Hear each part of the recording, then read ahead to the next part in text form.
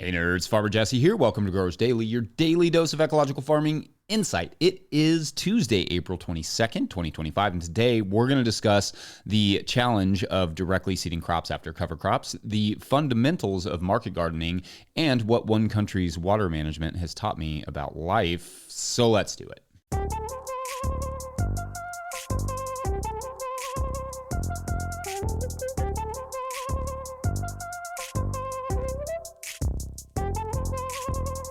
All right, well, hello Tuesday. I hope your all's weeks are off to a reasonable start. It's been incredibly warm here and a little bit muggy, and we're looking at more of the same for the next 10 days or so. I still believe we'll get our blackberry winter. Has not yet appeared in the forecast. It doesn't always, so we'll see. But got our tomatoes planted in the tunnels finally last week, and again, that's about a week or so behind schedule for us. We usually want to go in about that first week of April, but the grafted plants take a little longer. However, they are really vigorous. I'm not imagining it will push us all that far behind. I planted Sweet Alyssum, brassica flower, right in between each of the plants for the beneficials. Big plants with nice white flowers, and it brings in particular, the braconid wasp, parasitic wasp of the tomato hornworm, which likes to come in later in the season when the heat starts to stress the plants out a bit and just strip them of leaves, which is not my favorite thing. I'll see birds in the high tunnel snacking on those as well, which I definitely approve of that. Okay, so I've somewhat humorously discussed soccer legend Johan Cruyff on this show several times, but one thing Cruyff said about soccer that I think is applicable to farming is that playing football is very simple, but playing simple football is the hardest thing there is. In other words, soccer, football, is a simple game, but it's not easy to keep it simple. The same thing could be said of market gardening. Growing food is really quite simple, but keeping it simple is complicated. What makes it complicated is, in some ways, the same thing that it would be in soccer. That is context. In soccer, it matters who the competition is, how they are set up, what their strengths are, their weaknesses, the weather, the state of your team, the state of theirs, all of that. No two games are the same in the same conditions, in the same way that no 2 years are exactly the same, with the same weather, the same seeds, your same mental or physical conditions. I think this is something that really hits new growers hard. There is just so much info out there that it feels like there is just too much to learn to really get started. But the thing is, it's the basics that are important, the fundamentals, as they say. As cool and interesting as things like microbes and rhizophagy and all of the, interesting biological and ecological things that you can learn about farming and about food, you don't have to have any idea what those are or how they work to grow food successfully. They make it fun, sure. They keep it interesting. I enjoy them. It's good nerdy stuff. Maybe some of the nerdier things can help solve some problems for you down the line, but that's not where you need to start. So what do you need to know? Where do you need to start? Well, I would say, like it is for soccer, focus on the fundamentals and build on that. For me, though I'm sure some other seasoned growers will have a different take on these, fundamentals for me in market gardening means first, learn how to grow a plant from seed to transplant. Get some seeds in some soil mix and grow those plants until they're a few inches tall. If you can get good at that in a greenhouse or under some grow lights or even in a windowsill in a city while you plan and plot your dream farm, you will have a basic understanding of what those crops will need to germinate in the field, because it is pretty much the same thing. Another fundamental thing is to know how to prepare soil. If you don't have any available mulches to you, it's about learning how to turn the soil over properly at the right time without damaging it too much or leaving it vulnerable to heavy rain and wind eroding it. This is something that, sure, I can teach you, or my book can teach you, or any market gardening book can teach you, really. But it's also something you can ask your neighbors about. The good old timers in your region will likely know more about your soil and context than I ever could, and can be an incredible asset and resource, even if your methods ultimately look very different from theirs. If you do plan to turn your soil over, also consult with a soil agronomist to figure out how to best maximize that effort. So that way you don't have to spend your early years of just learning how to grow something while also learning how to manage soil nutrition, which can be kind of complicated. That can, of course, just come later if need be. Also, mulching is fundamental to me, so learning the different mulches is important. Not every mulch is good for every context, so make sure to watch the mulch video for the more context on how to use each one. Next thing I would say is learn how to transplant those plants that you grow out. When to plant them, how to water them in, how to protect them with either insect netting or potentially some organic sprays or whatever you need to use. If you are working with a shallow tillage system, learn to cultivate. The less mulch that you have, the more cultivating you will need to do to know how to do that properly. Learn some irrigation basics, but don't feel like you have to learn everything about irrigation. It's complicated. Consult with somebody to help set up your system, and then slowly over time learn what works and what doesn't, and how pressure and flow rate affect your particular setup. Indeed, don't hesitate to hire a few things out like irrigation design and soil nutrition until you get a good handle on the other just more basic stuff. Also, try your hand at composting too. You're going to have waste on your farm. You're going to have plants that you pull out and mulches or whatever, and you should know how to manage it and turn it into something you can use. How to get it going, how to get it moist, how to keep the heat, how to turn it efficiently, all those things. For me, I feel like those are my baseline fundamentals. Once you get growing, you can always start learning more of the nuanced stuff as it begins to become necessary to, for instance, fight a specific disease or pest, or perhaps increase the quality of a crop, or the flavor, or the vigor, or just as you get better, you'll have more time to nerd out on these things. There is a lot of info out there right now, and I know it can probably feel daunting, but again, farming is simple, but keeping it simple is a matter of focusing on the fundamentals and adding in the nuance as you grow and learn more about your context. Anyway, what fundamentals would you all add? Let us know. Otherwise, I'm going to take a quick break and then directly seeding after a cover crop. BRB. Today's episode is brought to you by FarmRaise. Still using QuickBooks for your farm's bookkeeping? You're wasting time and losing money. Farm finances can be overwhelming, but they don't have to be. FarmRaise Tracks is the all-in-one tool built just for farmers. Manage expenses, prep for taxes, run payroll, and plan for the future without spreadsheets or stress. Just clear, organized insights to keep your operation thriving. Thousands of farmers trust Tracks to make smart financial decisions all year long. It's time you did too. Use code NOTIL20, that's all caps, no spaces, NOTIL20 for 20% off the life of your membership at farmraise.com. All right, back to the show. If you, the listener, are enjoying this content, getting even a small amount of value from it, consider supporting our work over at patreon.com/no-till-growers. I will try to get to questions from everywhere the questions come in, but I will always get to your Patreon questions. Now, today's Patreon question comes from Patreon member Richard Schuler, who writes, quote, "Hello, Jesse. This is my first year working full-time at my farm, Teacher's Farm, Zone 7A in Western North Carolina, after having worked at it part-time for 2 years. This year, I put a rye and vetch cover crop in my caterpillar tunnels in the fall. The amount of biomass it generated was great, but I thought that the flail mowing and a shallow tilling would kill the crop.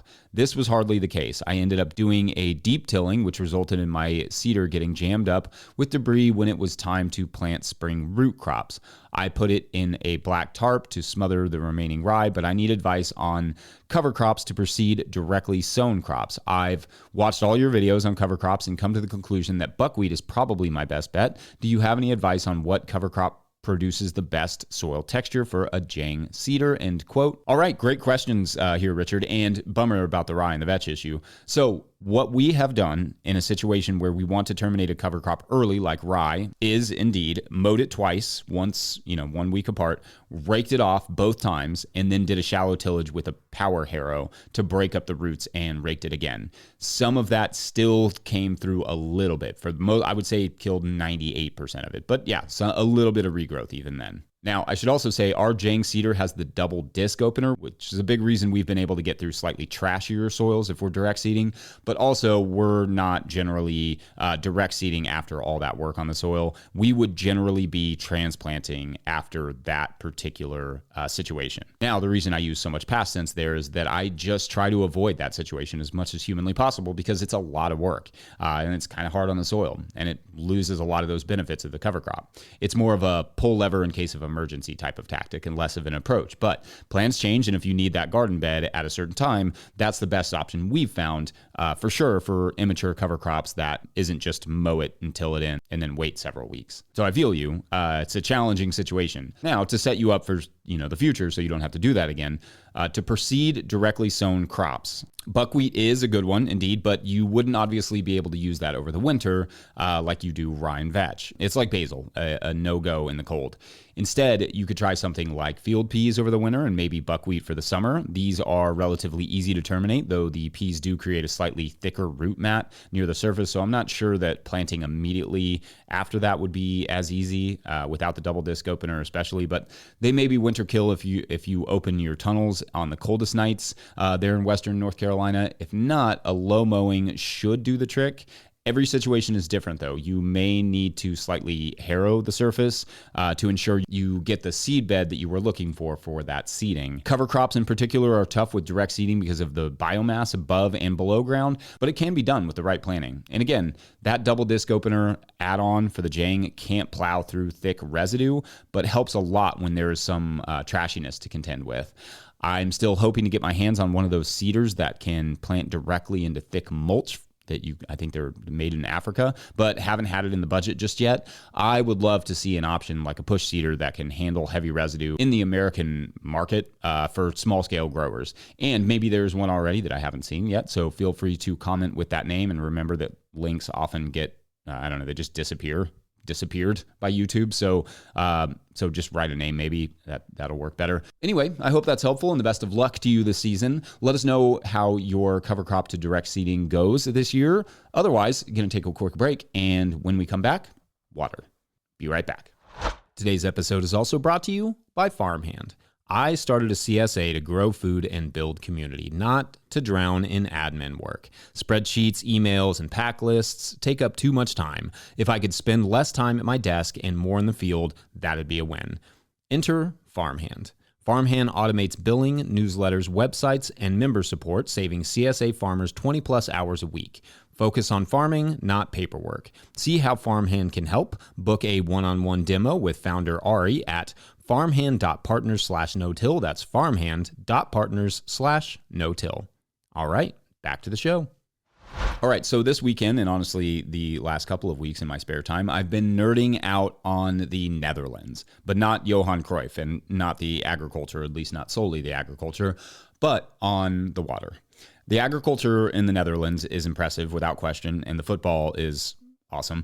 And I've talked before about how this is one of the leading producers of agricultural products in the world, despite the fact that you could fit like 2.5 Netherlands inside of my home state of Kentucky, a state that is ranked 37 out of 50 in terms of its land mass in the U.S. So anyway, the Netherlands also has one of the highest population densities in Europe.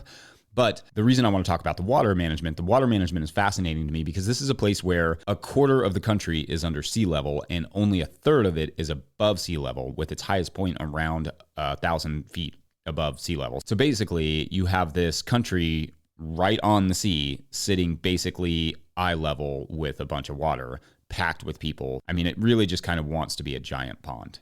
But the Dutch have been obviously dealing with this reality for centuries, and not only have they built dikes and various water systems to manage the excess water, but have spent a lot of time preparing the country for rising seawater. They have been measuring the sea levels for about 130 years, since 1890, and the sea has risen about 7 inches, which when you're a force like the sea is quite a lot.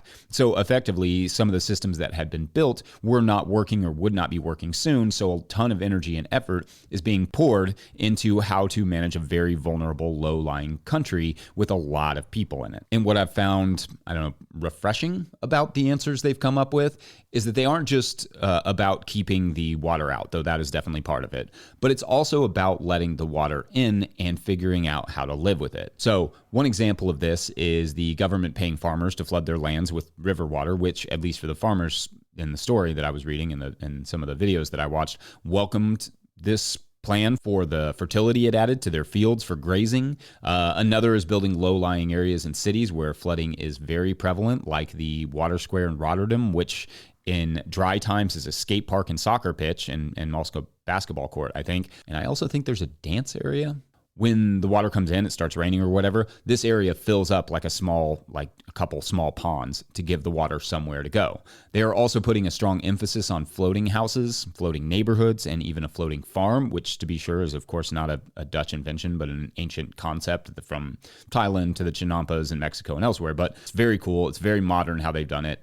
But anyway, I love this sort of philosophy of not always trying to fight water or fight with the elements that work against you or are sort of creeping in on your farm or life, but rather to some extent working with them, letting the water in, as they say. That would be looking for not only the silver lining, but perhaps the opportunity in a given obstacle. Maybe this is something farm related, like intense wind or heavy rainfall or a pest or whatever, figuring out how to live with those things. But maybe it's something personal, like basically everything in parenting.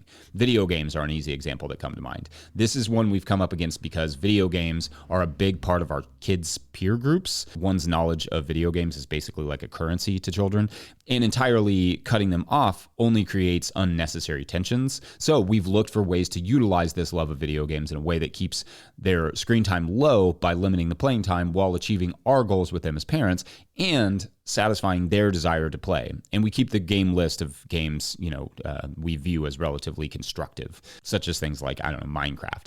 In effect, we do construct some boundaries, but also we let that water in, so to speak. We let them play some video games and work with it instead of just like trying to fight it all the time. Anyway, that's what I've been chewing on this week. How about you all? Does this idea resonate at all of letting the water in? Are there ways of farming or life that you have let the water in and sort of worked with it instead of just constantly trying to fight it? Let us know. But real quick, we're going to get a word from one of our show sponsors, Rimmel Greenhouses. Whether you're growing tomatoes for market, flowers in the spring, like maybe some tulips, like you're in the Netherlands, or vegetables for your family, growing in a high tunnel protected from the weather provides the right environment for a harvest you can count on. Rimmel greenhouses are strong, durable, and easy to assemble, offering the quality you need to grow productively year-round.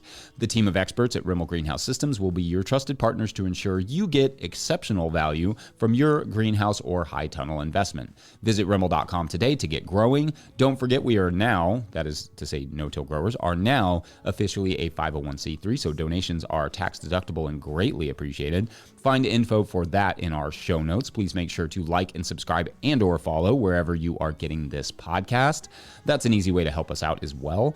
Enormous thank you to all of our show sponsors. And if you'd ever like to sponsor the show, you can reach out to Farmer Michelle at no-tillgrowers.com. Huge shouts to Willie Breeding for the theme music, Mike Hilbert for the production help and editing, and the team over there at No Till Growers. Also, shouts to Epidemic Sound for the background music that you can hear. Pick up a copy of the Living Soil Handbook or the Seed Farmer over there at no-tillgrowers.com to support our work. Big thank you to everyone over at patreon.com/no-tillgrowers, where at a certain level, or if you just bump up from one level to another, or in the month of April, you get a shout out on the show. So big shout outs today to, it's our monthlies. Steve Larson, Fiona and Donnie of Firefly Farm, Vesolaya Gardens, Cedric Reed, Bill Price, William Wiley Madro, Richia Grant, Wish I Started 20 Years Ago. Almost got that one wrong. Wish I Started 20 Years Ago. Not a common name. It's a common accident.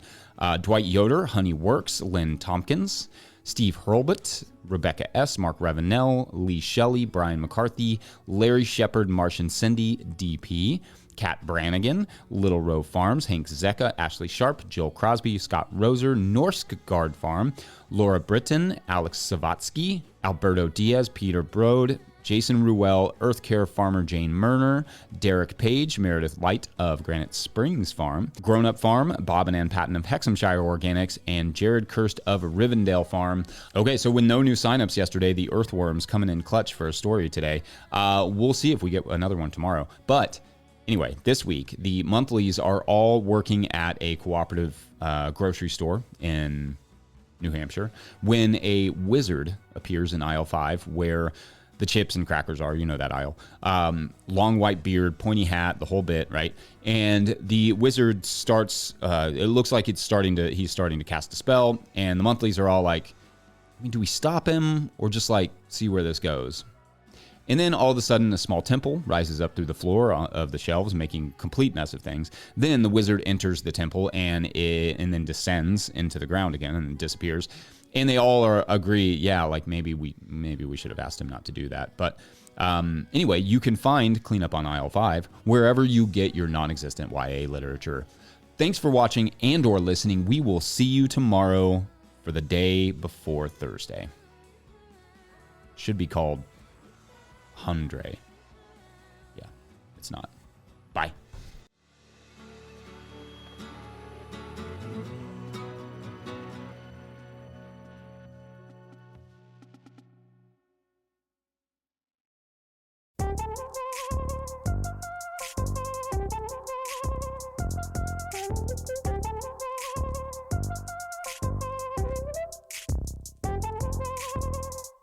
Men, if you're ready to reclaim your edge, listen up. I used to be held back by constant bathroom trips with multiple wake-ups during my sleep and looking for restrooms whenever I was out. Then I discovered Better Man. After just 2 months, I started experiencing fewer trips to the bathroom, less urge to go, and I even slept through some nights. I feel a noticeable boost in my overall well-being, even sexual stamina. It gives me the freedom and confidence to live life on my terms. Better Man is clinically tested and trusted by thousands of men over 25 years. Ready to take back control? Go to BeBetterNow.com to order your supply today. That's BeBetterNow.com. These statements have not been evaluated by the FDA. This product is not intended to diagnose, treat, cure, or prevent any disease. Use as directed. Individual results may vary.